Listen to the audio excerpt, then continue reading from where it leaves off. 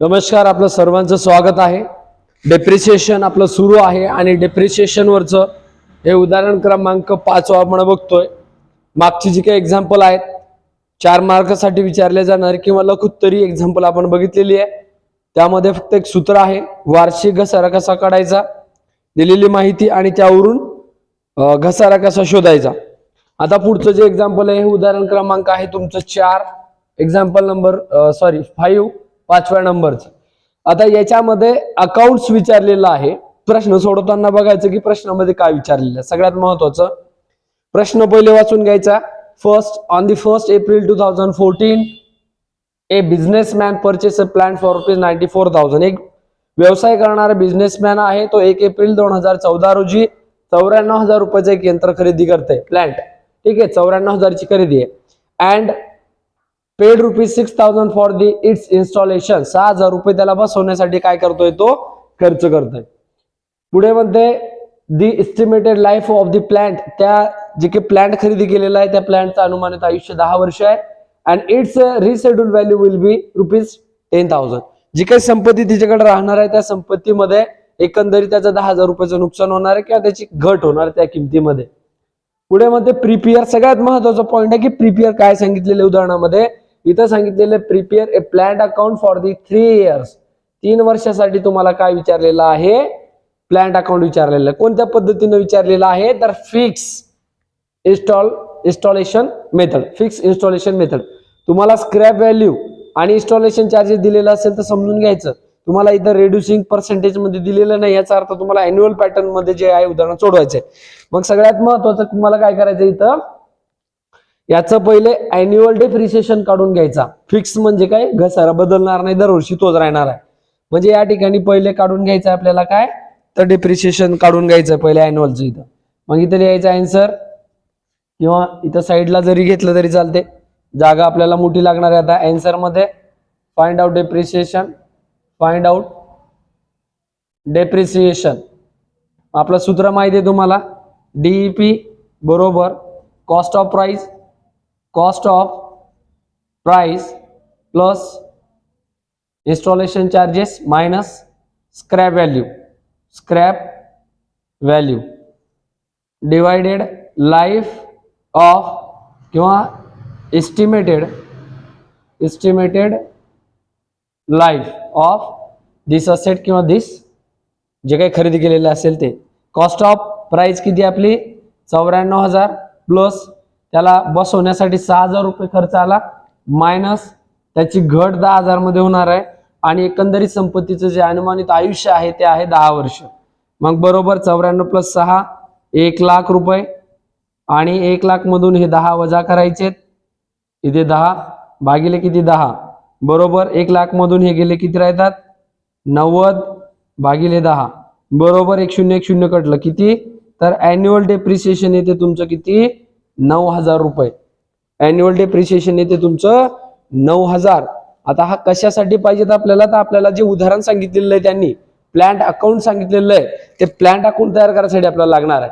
ठीक आहे, मग आता प्लांट अकाउंटची आखणी करायची. आता प्लांट अकाउंट किती वर्षासाठी सांगितलं त्यांनी तर ते सांगितलेलं आहे त्यांनी 3 वर्षासाठी. मग आता इथं मी तयार करतो प्लांट अकाउंट. पार्टीचं नाव असेल तर पार्टीचं नाव द्यायचं, म्हणजे XYZ व्यक्तीने ही खरेदी केली विक्री केली त्याचं नाव. इथं काहीच नाही त्याच्यामुळं इथं डायरेक्ट लिहायचं प्लांट अकाउंट. वरती हेडिंग देतो आपण in the books of XYZ असेल ते, पण दिलेलं नसेल तर काय करायचं तर डायरेक्ट इथं लिहायचं प्लांट अकाउंट. आता 3 वर्षासाठी सांगितलेलं आहे. साधारणतः 10-12 ओळीसाठी आखणी लागते. याची कशी आखणी असते बघून घ्या.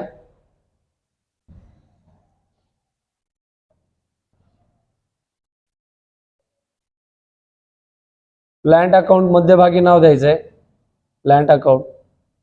मधातून 2 भागामध्ये असे पार्ट करायचे त्याचे.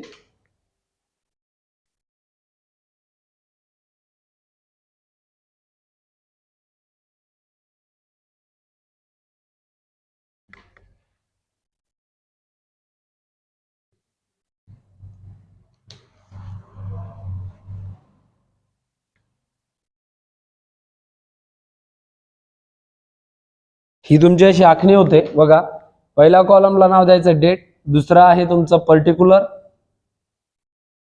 याला द्यायचंय अमाऊंट, परत इकडे तेच रिपीट करायचे डेट,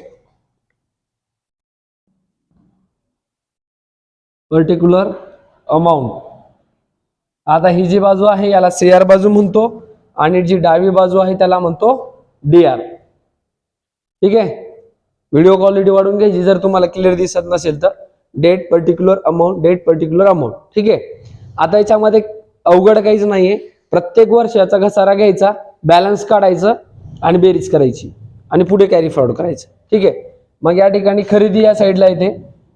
इथं 1 तारीख आहे, 1 एप्रिल 2014 रोजी खरेदी केलाय. इथं 2, तर इथं येणार 2 परचेस. काय येणार इथं 2 परचेस अकाउंट. काय येणार, कारण आपण एका प्लॅन्टची खरेदी केलेली आहे त्यामुळे इथे येणार परचेस. किंवा जर तुम्हाला समजत नसेल तर परचेस इथे येते बँक, 2 बँक अकाउंट. कारण जे काही आपण खरेदी करतो, जे काही आपण सुरुवातीला खरेदी करतो प्लॅन्ट मशनरी, ते इथं प्लॅन्ट ऑलरेडी दिलेलं आहे, ते इथं येते आपलं बँक अकाउंट. कारण पैसे आपण कुठून सेट करतो, बँकेतून. ते तिथं बँक या ठिकाणी दिल्या जाते. बँक अकाउंट कितीची खरेदी केलेली आहे, तर 94,000ची खरेदी आहे. प्लस त्यामध्ये जो तुम्ही खर्च केलेला आहे 6,000 रुपये त्याला बसवण्यासाठी, हा पण तो प्लॅन्ट मध्ये गृहीत धरला जातो. त्याच्यामुळे एकूण खरेदी जी आहे ती इथं अमाऊंट मध्ये येते 1,00,000 रुपये तुमची इथं खरेदी येते. ठीक आहे, आता याच्यामध्ये दुसरं काहीच नाही, स्क्रॅप व्हॅल्यूचा इथं उपयोग नाही. स्क्रॅप व्हॅल्यू फक्त घसारा करण्यासाठी तुम्हाला दिलेला आहे. ठीक आहे, मग आता हे झालं. आता काय करायचं, तर काहीच करायचं नाही. इथं 2 ओळी सोडायच्यात आणि इथं रेष मारायची. अशी मारली रेष, परत इकडे यायचं 2 ओळी सोडायच्यात, इथं रेष मारायची. आता या साईडला काय करायचं आहे, 1 एप्रिल 2014 पासून सुरू होणारं वर्ष आपल्याला माहिती की तो 31 मार्च 2000 पुढच्या वर्षाला संपेल. म्हणजे या ठिकाणी येणार आपलं 31 मार्च 2015. मग इथं लिहिणार आपण bye depreciation, depreciation account, depreciation A.C. मग किती घसारा आहे, तर फिक्स असेट मेथड मध्ये जो आहे तुमचा तो इथं घेऊन टाकायचा. तो आहे तुमचा घसारा 9,000. घेतला 9,000. मग आता हे पहिलं वर्ष झालं, याला करायचं क्लोज. 1,00,000 रुपयावरती हे या ठिकाणी काय होते, क्लोज होते. 1,00,000 रुपयावरती 1,00,000 रुपये इकडे न्यायचे. दोन्ही साईडला तुमचं बॅलन्सिंग सारखं असला पाहिजे क्लोजिंगचं. या ठिकाणी 1,00,000 आहे, या ठिकाणी 1,00,000 आहे, इथं 9,000 आहे. या 1,00,000 मधून हे 9,000 वजा करायचे. म्हणजे पहिल्या वर्षाची शिल्लक रक्कम तुमच्याकडे या ठिकाणी राहते 31 मार्च 2015 लाच. इथं डू करायचं बाय बॅलन्स, बाय बॅलन्स. आणि याला म्हणायचं CD, कॅरी डाऊन, म्हणजे शिल्लक पुढे नेली. किती निघते ती, तर ती निघते 91,000. 91,000. मग आता 91,000 पहिलं वर्ष तुम्ही प्लॅन्ट वापरल्यानंतर गृहीत धरल्या जाते की घसारा वजा केल्यानंतर त्याची जी किंमत आहे ती किती राहील, 91,000. मग हे पुढे इथं आणायचे, हे क्लोजिंगच्या खाली 91,000 आणि इथं लिहायचं परत 1 एप्रिल. मार्च नंतर 31 मार्च नंतरचा पुढचा दिवस म्हणजे तुमचा 1 एप्रिल 2015. इथे लिहायचं टू बॅलन्स, इथं बॅलन्स येईल फक्त टू बॅलन्स. आणि याला लिहिलं आपण BD, ब्रॉट डाऊन, शिल्लक खाली आणली, त्याला म्हणतात BD. ठीक आहे, मग दुसऱ्या वर्षामध्ये काही खरेदी आहे काय नाही, सिंपल एक्झाम्पल असल्यामुळं सरळ सरळ डेप्रिसिएशन चार्ज करायचा. मग त्या वर्षाचा घसारा म्हणजे इथं 31 मार्च 2016 येईल, इथं 15 आहे, इथं 16 येईल. इथं येणार बाय डेप्रिसिएशन, डेप्रिसिएशन अकाउंट. किती, 9,000.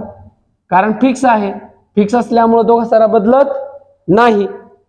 मग परत याची टोटल करायची 91,000. इकडे घ्या 91,000.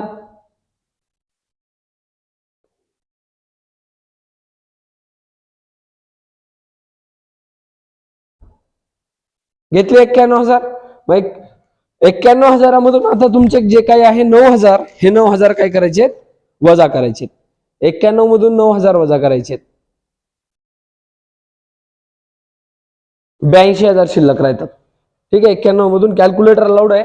91 मधून 9,000 वजा करायचे, 82 शिल्लक राहतात. इथं मारायचं डू किंवा तारीख लिहून घ्यायची आणि याला म्हणायचं बाय बॅलन्स, याला म्हणायचं बाय बॅलन्स CD. हा बॅलन्स उचलायचा. 3 वर्षासाठी सांगितले, आता झाले 2 वर्ष, पहिला वर्ष दुसरं वर्ष. मग इथं परत घ्यायचे आहेत 82,000 आणि या 82,000ला म्हणायचं इथं 1 एप्रिल 2016 आणि इथे येणार टू बॅलन्स याला म्हणणार आपण बीडी. आता तिसरं वर्ष राहिलं 11 घसारा 31 मार्च 2017 आणि इकडे येणार बाय डेप्रिसिएशन अकाउंट. रक्कम किती आहे तुमची 9,000. करा क्लोज. 82,000वर क्लोज होईल. मोठी रक्कम 82,000 आहे. इथं 82,000वर क्लोज होईल आणि या 82,000तून 31 मार्च 2017ला तुमचा बॅलन्स निघेल बाय बॅलन्स, त्याला म्हणायचं सीडी. मग 82,000मधून जर 9,000 वजा केले तर मागं किती राहतात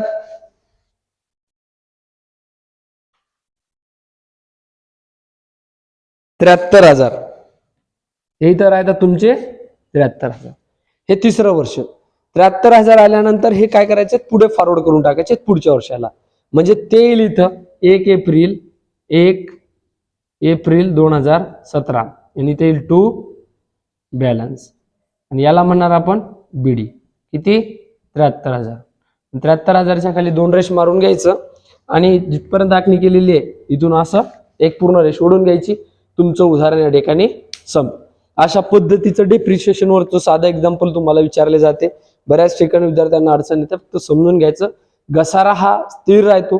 तुम्हाला 3 वर्ष सांगितलेलं आहे तर 3 वर्षासाठी एक साधारणतः 8-10 ओळीची आखणी लागते आणि त्या आखणीनुसार तुम्ही फक्त काय करायचंय जे काही खरेदी केलेली त्याची एंट्री करायची आणि त्यानंतर फक्त घसारा घ्यायचा हिशोब करायचा.